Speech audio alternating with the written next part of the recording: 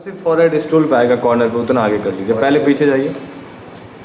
हाँ, एड़ियाँ चाहे ऊपर रहेगी कोई दिक्कत, पैरों को खोलिए थोड़ा सा हल्का सा, बस। अब धक्का मारिए स्टूल को आगे। हाँ, हाथ सीधे कर लीजिए स्टूल। नमस्कार, स्वागत है आपका इस चैनल में। आज हम उदयपुर में विजिट किया है राम मंदिर। तो मेरे साथ हैं, उनका नाम है रामेश वाले, जो अपना एक योगा सेंटर चलाते हैं उदयपुर में, राम योगा। तो मैं बहुत इच्छुक हूँ, था मैं पर्सनली इनको जानता हूँ, तो मैंने सोचा क्यों ना उनके योगा सेंटर को विजिट किया जाए और उनका योगा सेंटर की बातें और इनका कुछ नॉलेज वो आप तक पहुँचाया जाए, क्योंकि आज के दौर में फिटनेस बहुत जरूरी है। तो इसलिए मैं आपको परिचय करवाता हूँ। तो मैं नॉलेज भाई से मैं परिचय दे रहा कि आप योगा के बारे में क्या सीखा है, क्या नॉलेज है और क्या क्या जिसमें बहुत चीज़ होती है। मैंने सुना मैं ऋषिकेश से कुछ, तो प्लीज़ जो ऑडियंस से मेरी और जो ऑडियंस आपके से जुड़ने वाली है और जो ऑडियंस जुड़ने वाली है, तो उसको बड़ा प्लीज़ जरूर। नमस्कार जी, मेरा नाम है योगाचार्य मनीष हाटला। मैं जोधपुर से हूँ। उदयपुर में हमने योगा स्टूडियो का सेटअप किया था, जिससे कि हम लोगों में ज़्यादा से ज़्यादा एक जागरूकता लेकर आए कि वो अपने हेल्थ को लेकर के थोड़े से कॉन्शियस हो जाए। तो हम देख रहे हैं कि ये जो टाइम चल रहा है, इसमें नई नई प्रकार की बीमारियां बाहर निकल के आ रही है। वो क्यों आ रही है कि हमारी जो लाइफस्टाइल है वो चेंज हो रही है। तो उसको हम वापस सही तरीके से कैसे जिए, सही तरीके से अपने आप को कैसे महसूस करें, इसलिए ये हमारा योग के प्रति हमारी जागरूकता तो है ही, पर हम लोगों को भी जागरूक करना चाहते हैं रावम योगा के साथ, कि आप सभी लोग जुड़े और अपने हेल्थ को लेकर भी थोड़ा सा कॉन्शियस हो जाए। फिर दूसरी बात है कि लोग हेल्थ को लेकर के तो ठीक रहते हैं, रनिंग भी करते हैं, स्विमिंग करते हैं, साइकिलिंग करते हैं, सब कुछ करते हैं, पर शरीर से ठीक रहते हैं पर मन से ठीक नहीं रहते। उनकी जो मानसिक तनाव है वो धीरे धीरे बढ़ता जा रहा है। शरीर फिट दिख रहा है पर अंदर क्या चल रहा है वो वही जाने। तो योग के माध्यम से उनके जो मानसिक स्तर है उसको सुधारना, उनकी जो मन की बार बार प्रतिक्रिया, संकल्प विकल्प, इधर जाना उधर जाना, जो मन भ्रमित रहता है उसको एक मार्ग पे लगाना, ये हमारा उद्देश्य है कि हम शरीर से भी फिट रखें और मन से भी लोगों को थोड़ा शांत रखें, जिससे कि उनका शारीरिक और मानसिक स्तर में सुधार आए। इसीलिए आप सभी रामम योग के साथ जुड़कर अपनी यात्रा शुरू कर सकते हैं योग में। इन्होंने की बात करी बार बार विश्व मेंटल हेल्थ। आज मेरे अकॉर्डिंग सबसे ज्यादा जो बीमारी है वो मेंटल से स्टार्ट हो। जी पहले मेंटल प्रॉब्लम कम था, लेकिन कुछ शारीरिक प्रॉब्लम होता था, कोई रीजन से होता था, खान पान से होता था। बट आज खान पान से तो प्रॉब्लम हो ही रहा है, लेकिन मेंटल इश्यू बहुत ज्यादा आ रहा है। कोई डिप्रेशन उठा रहा है, हम ये सुनते रहते हैं, लेकिन मेंटल को जो एकदम फोकस रखना है, स्थिर रखना है, तो वो किन चीजों से रख सकते हैं। क्योंकि मेंटल प्रॉब्लम एक चाहे छोटे बच्चे से लेके एक वृद्धावस्था तक ले लो, तो हर एज में ये प्रॉब्लम बनी रहती है। तो उसका क्या सॉल्यूशन कर सकते हैं, तो एक बार आप उसको देखिए, अगर हम मानसिक तनाव की बात करें तो सबसे पहले दिमाग में क्या आता है, ध्यान, कि हम लोग मेडिटेशन से ठीक कर सकते हैं। पर जरा जो व्यक्ति मानसिक तनाव में है उसे 2 मिनट के लिए आंखें बंद करने के लिए बोलिए, वो नहीं कर सकता, कर ही नहीं सकता। तो कैसे? तो धीरे धीरे कुछ आसन है, कुछ प्राणायाम है, उनसे जुड़ करके, यानी पहले की जगह हाथ पकड़ेंगे तभी तो आपके पास आएगा। तो धीरे धीरे पहले आसन कराएंगे, प्राणायाम करेंगे, फिर धीरे धीरे उसको ध्यान की तरफ खींचेंगे, तब फिर जाकर के उसका मानसिक तनाव सही स्तर पर आएगा। दूसरी बात है कि योग आपको बाहर से भीतर की तरफ लाता है। सारी चीजें क्या होती है, पूरे दिन अंदर से बाहर की तरफ अपनी ऊर्जा को फेंकते हैं, पर योग आपको बाहर से भीतर की तरफ उतारता है, स्वयं से प्यार करना सिखाता है। जिस दिन तक कि खुद से प्यार करना सीख जाएगा, उसको मानसिक तनाव नहीं हो सकता। इसीलिए योगाभ्यास करना जरूरी है। लेकिन उसी बीच में मैं एक बार आपको वापस इनके जो एजुकेशन है लेके जाऊंगा, क्योंकि ताकि आपको पता चले ये जो इतनी नॉलेज की बातें कर रहे हैं वो कैसे कर रहे हैं। तो मैं चाहूंगा आपने जो आज से पहले आपने जो भी अपने एजुकेशन लिया है या जिस प्रोसेस से आप आए हो, उसके बारे में थोड़ा हमारे फैमिली वालों को बताओ। मेरी जो योग में यात्रा है 2016 से शुरू हुई कि हम हमारे प्रिंसिपल के साथ ध्यान करने के लिए कहीं आश्रम में जाते थे। 2016 से यात्रा शुरू होकर के 2025 तक पहुंच चुकी है। तो माने ना माने 8 से 9 साल बीत गए। तो उसमें धीरे धीरे हमने सबसे पहले छोटे मोटे कोर्स लिए, जैसे एक्यूप्रेशर है, एक्यूपंक्चर है। तो योग की कुछ कड़ियां होती हैं, उन कड़ियों को जाना, फिर ध्यान को जाना कि ध्यान क्या होता। फिर हमने प्रैक्टिस की, क्योंकि सबसे बड़ा क्या होता है अभ्यास। तो अभ्यास करते करते हमने कुछ छोटे मोटे डिप्लोमा इसमें किए। फिर मेरी जो ग्रेजुएशन है वो इसी में हुई। फिर मेरी मास्टर डिग्री इसी में हुई। मैंने नेचुरोपैथी में 3.5 साल का DNYS डिप्लोमा किया। तो ऐसे करते करते कम से कम 10 से 12 तरह के कोर्सेज जो है वो मैंने योग में हासिल किए। फिर अभी 2 साल हरिद्वार की जो धरती है माँ गंगा के पास, तो माँ गंगा मैया के पास भी 2 साल बिताने के बाद अभी हमारी यात्रा आध्यात्मिकता की तरफ भी जुड़ गई। तो लोगों को हम आध्यात्मिकता की तरफ भी मोड़ने का प्रयास करते हैं। तो इसीलिए हम प्रयास करते हैं कि लोग ज्यादा से ज्यादा योग में यात्रा से जुड़े।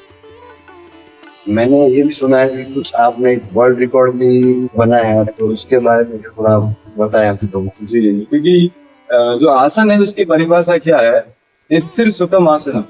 कि किसी भी पोस्टर में आप बैठे हैं तो उसमें अगर आप स्थिर हैं, बिना हिले डुले रुके हुए हैं, तो वो आपका आसन है।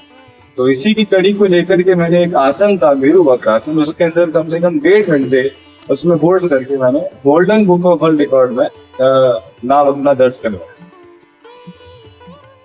इतना सारा एजुकेशन, इतने सारे विचार और इतने सारे नॉलेज के साथ में भावेश भाई ने जो आपको बताया, बहुत बेहतरीन से एक्सप्लेन किया है। मैं आपको इनका थोड़ा जो इनका स्टूडियो है जो जब मैं वो मैं आपको टूर करवाता हूँ।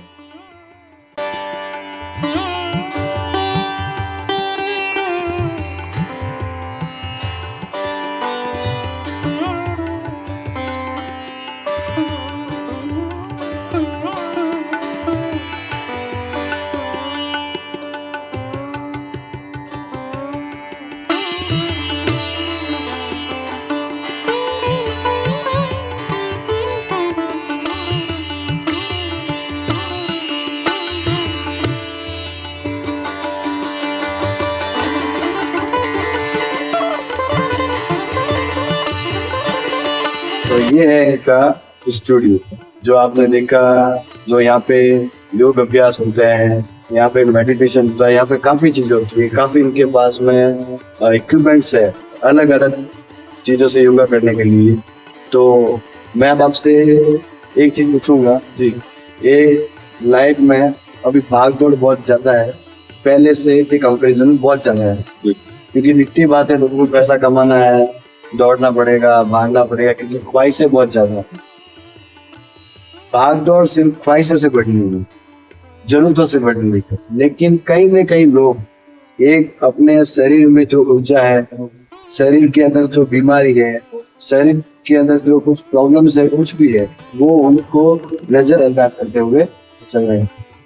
जैसे मैं बिलोंग करता हूँ सूरत से, जब टेक्सटाइल मार्केट में काफी है जहाँ पे लोगों को समय नहीं मिलता है। मैंने जितना ऑब्जर्व किया है, मैं आपके माध्यम से एक घंटे एक दिन में कुछ ऐसी 5 एक्सरसाइज बताओ, 5 योगा अभ्यास बताओ जो हर इंसान को वो करनी चाहिए, चाहे 5 मिनट के लिए, 10 मिनट के लिए, जितना वो टाइम दे सके।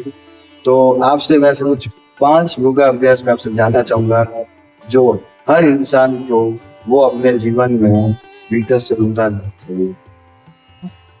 आप सबसे पहले योगाभ्यास अपना मुस्कुराहट के साथ कर सकते हैं। तो जब बिस्तर में से उठे तो सबसे पहले मुस्कुराए, और दूसरों के लिए नहीं, खुद के लिए मुस्कुराए।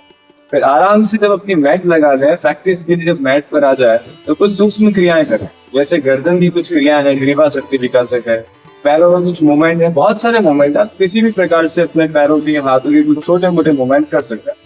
उसके बाद चलता हूँ मैं आसनों की तरफ। तो आसनों में आप ताड़ासन कर सकते हैं, कोणासन कर सकते हैं, त्रिकोण आसन कर सकते हैं, लेट करके सेतुबंध कर सकते हैं, पश्चिम उत्तान कर सकते हैं बैठ। और सबसे बड़ी बात, पैरों की मजबूती के जिस आसन में बैठे हैं वो वज्रासन है।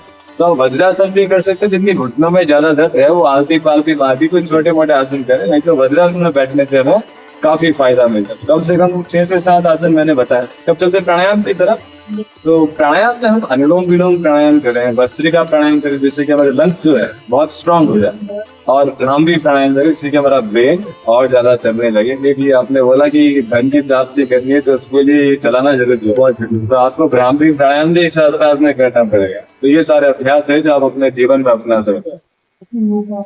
आपने आसन तो बताया, लेकिन वही चीज वापस आ जाती है जो हमारे अंदर है, भीतर में सबसे बड़ी चीज जो है आलस। आलस से उस इंसान चाहता है कि मेरे को करना है, योगा करना है।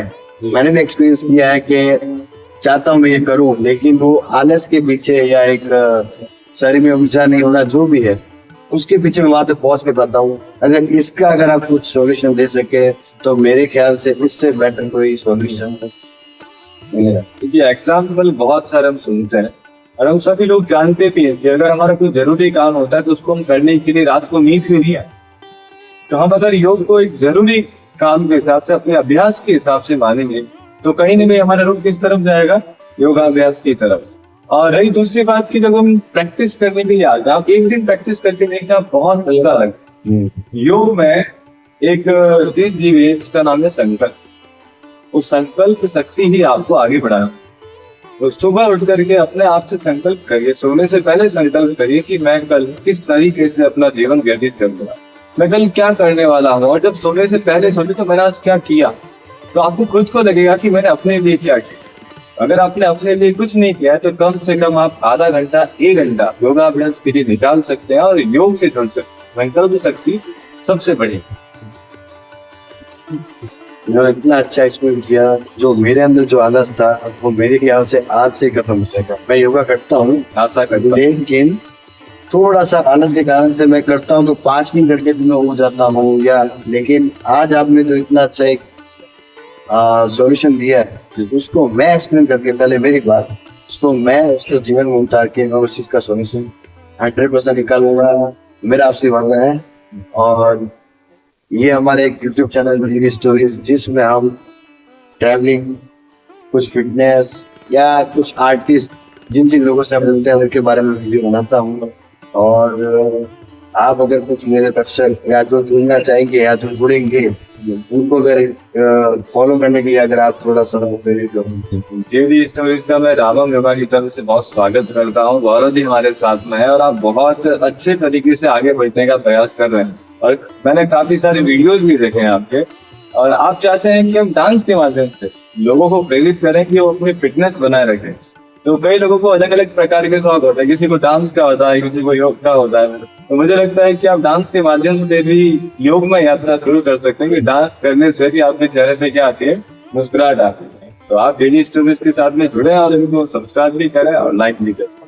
जिसका हमने टाइटल रखा है जो डांस के हिसाब से फिटनेस में जा सकता है, क्योंकि डांस भी मेंटली हेल्थ को रिलीफ करने में बहुत बड़ा यूज देती है। बहुत जितना योगा देती है उतना ही उसका डांस में सबसे। फिटनेस तो अलग चीज है, मेंटली प्रिपेयर होने के लिए। अगर मैं कभी भी कुछ सोचता हूँ, ओवर थिंक ज्यादा रखता हूँ या मेरे दिमाग में ऐसा कुछ चलता है तो मैं अपना जो फेवरेट म्यूजिक है उसको प्ले करके तुरंत ही मेरा जो माइंड का जो स्ट्रेस होता है वो एकदम हल्का हो जाता है, जो मैंने एक्सपीरियंस किया। तो हमने उसका टैग लाइन रखा है डांस टू फिटनेस। हम डांस टू फिटनेस को भी आगे बढ़ाएंगे और योगा को भी आगे बढ़ाएंगे। तो योग में इस डांस को भक्ति योग कहा गया। जब व्यक्ति भक्ति योग की तरफ मुड़ता है तो नृत्य करने लगता है, नाचने लगता है। तो वही भक्ति योग में आप उतरे हुए हैं और आप बहुत आगे बढ़े, ये हमारी प्रार्थना है। जैसा डांस को लेके भक्ति योग आगे बढ़ा, जिसमें हमें सुना होगा हरे कृष्णा कृष्ण कृष्ण हरे हरे, हरे राम राम राम हरे। इसका मैं अंत करना चाहूंगा एक योग संस्कृति श्लोक को लेके, जो अगर आप कुछ बोलना चाहो, जो मैं भी आंखें बंद कर दूं और उसमें ध्यान लगा दूं, तो ऐसा कुछ अगर आप अपनी आंखें बंद करें और अपने शरीर को महसूस कीजिए और इस मंत्र सुनिए, श्लोक को सुनिए। सर्वे भवन्तु सुखिनः, सर्वे सन्तु निरामयाः, सर्वे भद्राणि पश्यन्तु मा कश्चित् दुःखभाग्। सभी निरोगी रहें, सभी स्वस्थ रहें, ऐसी हम कामना करते हैं। और आप सभी इसी योग में यात्रा से जुड़े हैं, भक्ति योग से जुड़े, यही हमारी प्रभु से मनोकामना है। तो मैं वापस पूर्ण आपसे धन्यवाद चाहूंगा कि आपने को एक कीमती समय दिया, जो मेरा मैं उदयपुर आया और मैं आपसे मिला, तो मेरा सौभाग्य है कि मैं आपसे मिला और कुछ मैंने ये कंटेंट लेके मैंने वीडियो बना के मैं वहाँ तक पहुंचा सका। तो बहुत बहुत धन्यवाद और आपको बहुत बहुत धन्यवाद।